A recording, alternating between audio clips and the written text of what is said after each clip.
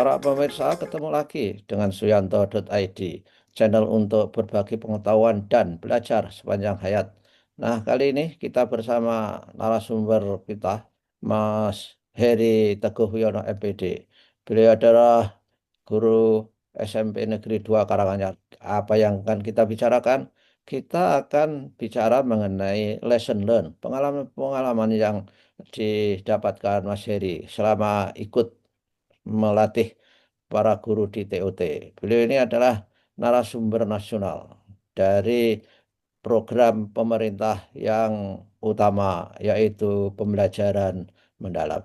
Kita akan belajar bagaimana dan merefleksikan sesuai dengan pengalaman belajar kita, sesuai dengan misalkan saja framework pembelajaran mendalam atau deep learning. Assalamualaikum warahmatullahi wabarakatuh, Mas Heri.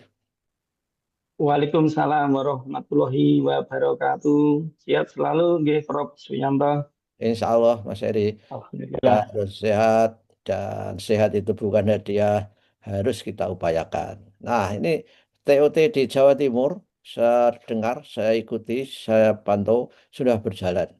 Apa yang Mas Heri sebagai eh, narasumber nasional, pengalaman-pengalaman atau kejanggalan-kejanggalan, atau mungkin paham-paham guru yang sulit diubah atau paham guru yang ada tapi juga bisa berubah. Saya kira ini bagus untuk merefleksikan kita, Mas. Gimana, Mas?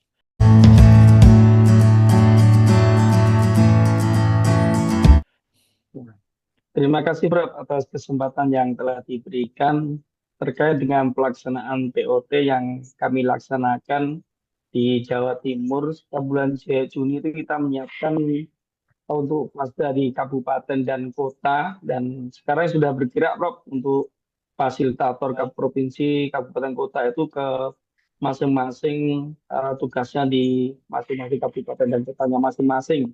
Dan kebetulan juga kami juga ikut mendampingi langsung sampai kabupaten dan kota. Dan kalau kita lihat banyak sekali berbagai pengalaman selama pengibasan Ya, yang sangat amazing dari TOT atau Bintang Pembelajaran Mendalam, Rob.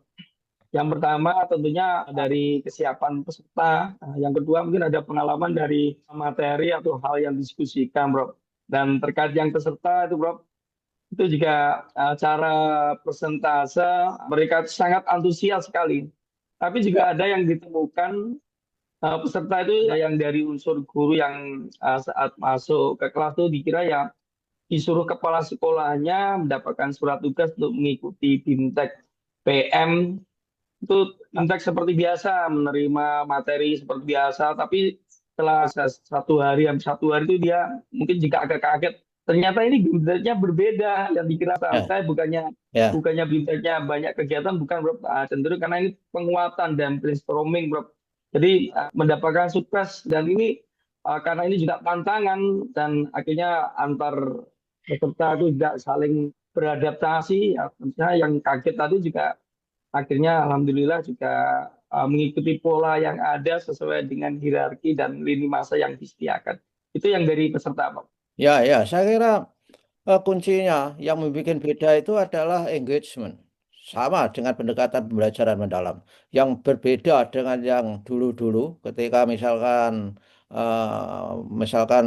apa pembelajaran yang berdiferensiasi dan juga inquiry, kolaborasi, itu kan engagement siswa belum digarap secara maksimal. Bukan berarti tidak pernah, tapi belum digarap secara maksimal dalam arti bagaimana membuat siswa menjadi student agency, menjadi memiliki keterlibatan yang full, sehingga mereka belajar dalam konteks yang berkesadaran, bermakna, dan menggembirakan. Bagaimana tentang ini, Mas? Ada nggak komplain dari para peserta atau kesulitan apa yang dihadapi para peserta ketika panjenengan ikut menjalankan tugas pelatihan instruktur itu? Apa, Mas? Ini kan karena juga pelatihannya dengan sistem yang integrasi dengan LMS, Prof. Dan peserta memang di dalam sistem juga harus mempelajarinya secara mandiri sebelumnya ya, secara Ya. asinkronus ya, seperti itu. Nah, di fakta bertemu dengan peserta lain saat sesi luring itu tantangan terberat adalah peserta harus bisa berkolaborasi, Bro. Hmm, Dan di ya, sini juga adalah esensi bagaimana sebelum kita mengajarkan pembelajaran mendalam dari sisi guru ke siswa, ternyata dari peserta pun juga harus mendalam melalui pola kolaborasi, Bro. ya, ya, Karena ya, tidak bisa mengandalkan, oh saya ini keakuannya ada yang muncul dari mungkin dosen yang pintar dan secara keilmuan dan profesionalisme lebih matang lah. Ternyata tidak hanya itu, Prof. hmm, Unsur utama adalah bagaimana antar kelompok atau peserta itu dapat berkomunikasi, ya, bersinergi, dan berkolaborasi, Prof, dalam mengerjakan dan berdiskusi materi-materi yang ada di LMS, Prof. Itu ya. yang dari kunci utama adalah kolaborasi, Prof. Ya, ya, ya, ya, itu supaya tolong itu diberi jalan, diberi cara, diberi penjelasan karena kolaborasi ini nanti kan harus juga mencerminkan kerangka pembelajaran yang ada empat itu, yang antara lain adalah kemitraan pembelajaran. Nah, kemitraan Betul, Prof. pembelajaran itu bisa dilakukan dengan kolaborasi antar guru, kemudian antar guru sejenis, antar guru yang lintas mata pelajaran, kemudian di luar sekolah dengan MKKS, dengan apa, apalagi apa satuan-satuan komunitas pembelajaran, MGMP misalnya saja, juga dengan guru-guru KKG misalkan, dan juga industri dan juga institusi-institusi di luar. Mudah-mudahan itu yang sampean ajarkan, latihkan kepada para calon instruktur itu nanti bisa ditransfer ke kolaborasi yang lebih luas, lebih jauh. Yang itu adalah istilah solonya adalah yang ini, yang tahapan terakhir, yang itu sudah merupakan tahap-tahap di mana orang bisa mentransfer pengetahuan ke konteks yang lain. Lalu apalagi Mas yang perlu diberi catatan supaya eh, skema pelatihan BIMTEK kita itu menjadi berterima, tidak saja selalu diprotes. Perkara di media sosial ada yang mengatakan bahwa terlalu padat di LMS-nya, jadi bebannya terlalu berat untuk membaca banyak hal. Apakah itu juga didengar Mas Heri dari peserta BIMTEK yang Mas Heri lakukan itu? Ya, betul sekali, Prof. Ini tentu saja di awal-awal, Prof. Ini yang tidak hanya ke tingkat pengimbasan penyiapannya di tingkat kabupaten atau kota, Prof. Yang pada saat penyiapan fase di provinsi, fase itu banyak yang veto atau curhat kepada kita, loh, pelatihannya kok gini sih, katanya mendalam, tapi kok cenderung apa tugas saja, Prof. Ya, Tapi akhirnya kita memberikan persepsi paradigma bahwasanya memang desain pelatihan pembelajaran mendalam itu karena terintegrasi sistem yang jadi peserta memang peserta-peserta yang harus berkesadaran dulu, Bro, atau mindful dulu, Bro.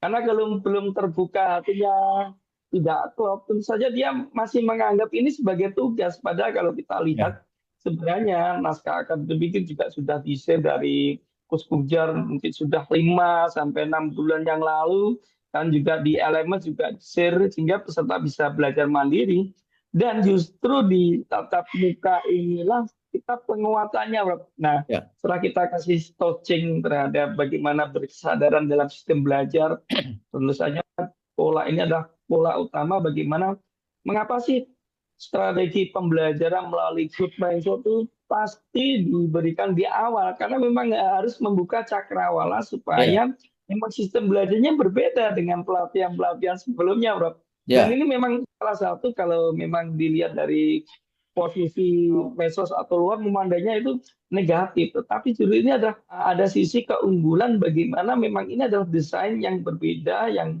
ke arah pembelajaran mendalam secara mandiri sebelum kegiatan ya, dilaksanakan dan penguatan saat luring dan nanti pengembangannya kan ada di in 2 in 3 di OJT selanjutnya, Prof.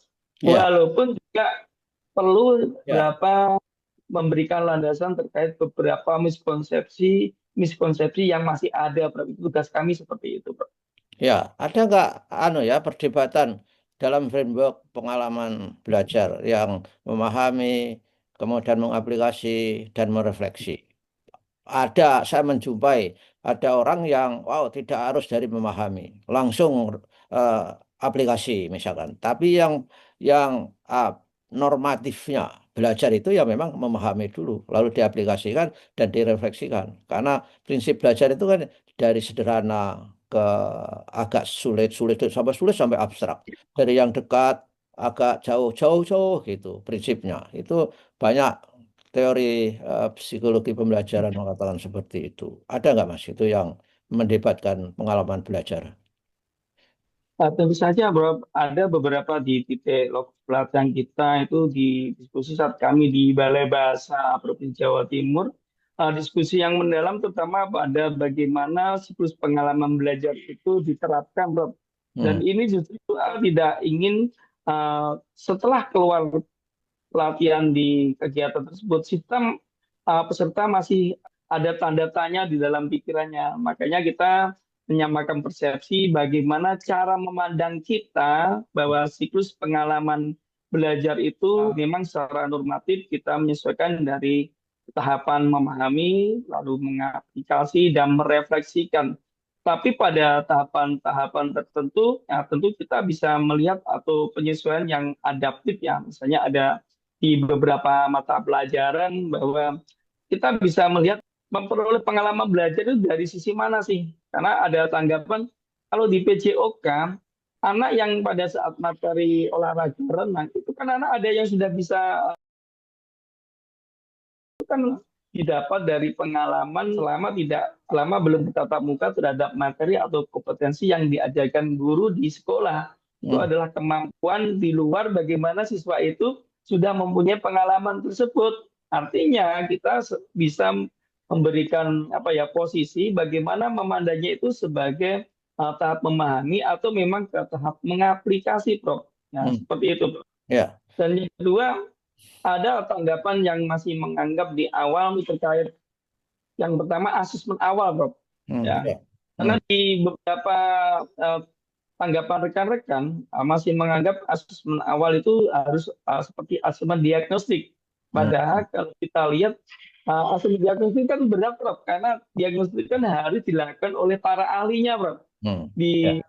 asesmen awal yang kita jelaskan bahwasanya tidak harus kita melakukan dengan menggunakan instrumen yang detail. Misalnya kita menggunakan asesmen awal berupa jawaban question yes or no untuk mengukur kesiapan awal terhadap materi pun tidak masalah, Prof. Itu Ya. artinya kita di sini tidak harus asesmen awal yang detail, kecuali kalau memang asesmen awalnya itu untuk penelitian, Prof. Hmm. Ya. Ya, asesmen itu jangan dikira bahwa harus paper paper pencil test pakai Betul, Prof. jawaban soal. Asesmen awal itu asesmen as learning itu kan bisa guru kalau sudah ahli misalnya saja. Enggak usah pakai lihat aja, ditanya secara random di sampel. Apakah anak sudah siap belum? Kuncinya adalah untuk melihat kesiapan anak untuk belajar barang baru, konsep baru. Dan itu saya kira. Baiklah, Mas. Ini kira-kira banyak Ada satu apa? lagi, Prof. Ya, kalau Iya.